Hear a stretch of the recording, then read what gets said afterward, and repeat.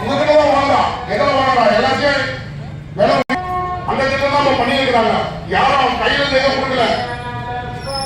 அதனால நீங்க ஃபர்ஸ்ட் நீங்க புரிஞ்சுக்கணும்.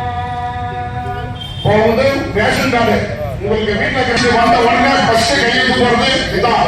இதுல வந்து பாகுபாடுலாம் யாருக்குமே இல்லை, எல்லாருக்குமே ரேஷன் கார்டு வச்சிருக்க. இன்னைக்கு காவல்துறை வந்து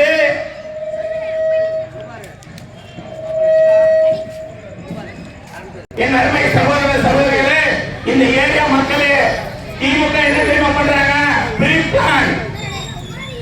எந்தெந்த ஒன்றிய தலைவர்களுக்கு பணம் இல்லையோ இந்த ஏரியா